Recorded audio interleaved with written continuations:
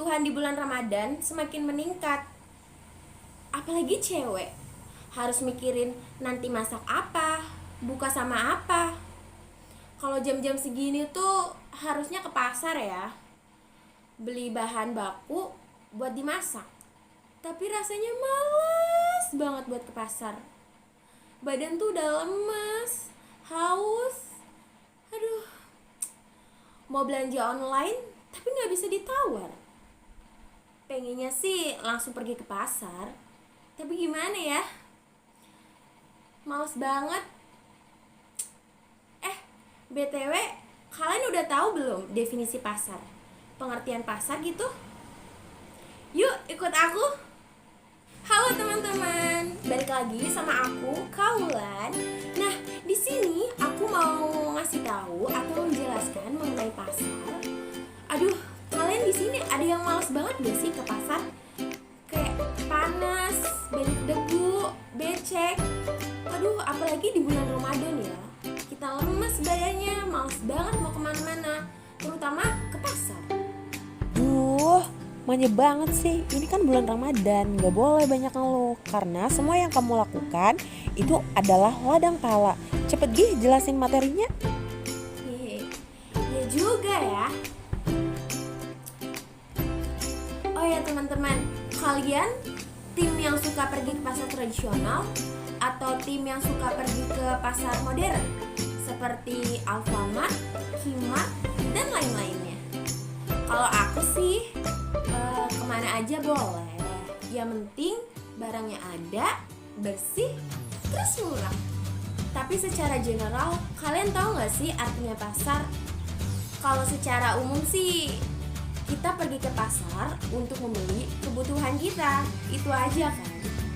Oh ya, informasi tambahan, biasanya penjual itu disebut sebagai produsen, sedangkan pembeli disebut sebagai konsumen. Nah, gimana? Kalian udah cukup mengerti belum artinya pasar?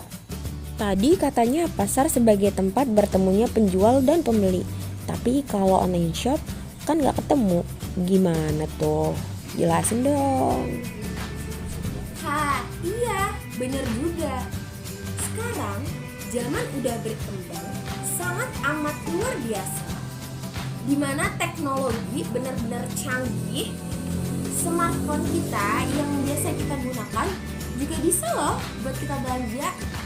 Nah, biasanya kita bisa belanja di online shop, marketplace seperti Shopee, Lazada, Bukalapak, Zalora, dan lain-lain, dimana kita cuma tinggal klik pembayaran, terus barangnya sampai di depan rumah. Praktis banget ya. Maka pengertian pasar tidak sebatas dengan bertemunya penjual dan pembeli untuk melakukan kegiatan jual dan beli.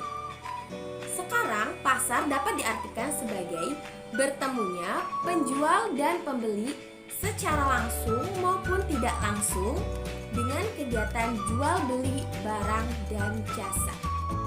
Tapi kalau penjual dan pembelinya bertemu secara langsung, itu lebih intensif dan lebih gampang.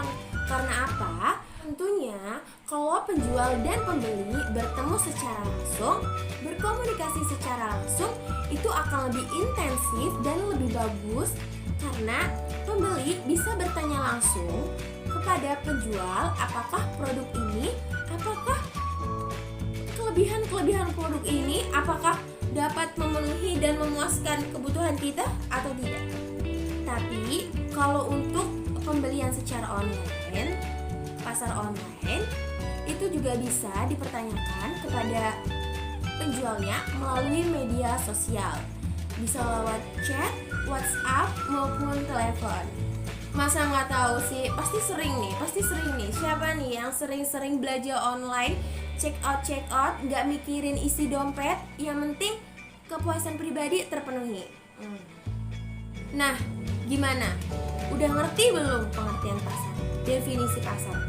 Oke, gini deh. Untuk lebih meyakinkan lagi, aku bakal ngasih tahu apa saja syarat-syarat terjadinya pasar.